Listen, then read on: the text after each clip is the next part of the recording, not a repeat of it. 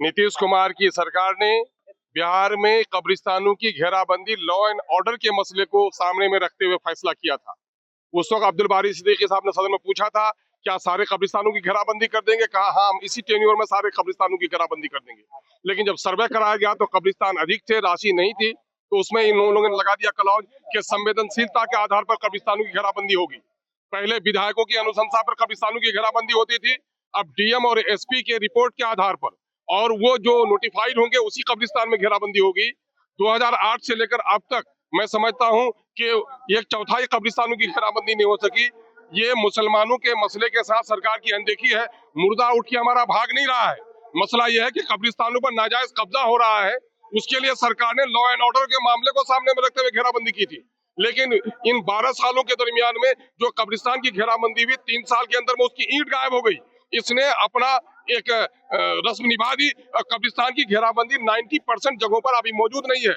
दूसरा मामला यह है कि अभी मंजू अग्रवाल जो विधायिका है, उन्होंने सवाल पेश किया नालंदा का, जहां माननीय मुख्यमंत्री कहते हैं कि हम क्राइम से और कम्युनलिज्म से कोई समझौता नहीं करेंगे। मैं समिति की बैठक लेकर गया हूं, वहां पर एस्टिमेट कमेटी की, वह 3 कब्रिस्तान ऐसे हैं जिसकी घेराबंदी की राशि है, लेकिन नाजायज कब्जा होने की वजह से नालंदा में कब्रिस्तान की घेराबंदी नहीं कराई जा रही है। यही हाल पूरे बिहार का है।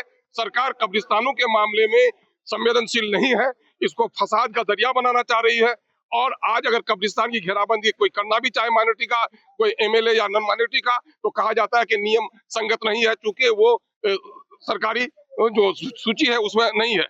दूसरा मामला ये है कि सदन में एक विधायिका जो अपने क्षेत्र का दौरा करती है, वो कहती है कि वहां आपत्तिजनक जानवरों की वजह से वहां पर संवेदनशीलता बढ़ रही है, और नौकरशाह रिपोर्ट देता है कि नहीं, ऐसी कोई बात नहीं है। एक विधायक को झूठा मान लिया जाता है और नौकरशाहों को सही मान लिया जाता है। परंपरा ये रही है कि इस किस्म के मुद्दों पर पूरक क्वेश्चन पूछे जाते हैं, लेकिन हमारी पूरक को भी नहीं सुना जा रहा है और सरकार झूठी गवाही दे रही है। एक तरफ तो मंदिरों की घेराबंदी हो रही है, सरकार को हम इसके लिए बधाई दे रहे हैं, लेकिन सरकार ईदगाहों की घेराबंदी करने के लिए तैयार नहीं है। कब्रिस्तानों की घेराबंदी करने में नीतीश कुमार जी पहले कार्यकाल में ईमानदार तो थे, लेकिन अब उसकी नीयत बदल गई है। उनकी माइनॉरिटी के ताल्लुक से वो संवेदनहीन हो गए हैं और इस मामले में कहीं भी वो इंसाफ के साथ तरक्की का दावा पेश नहीं कर पा रहे।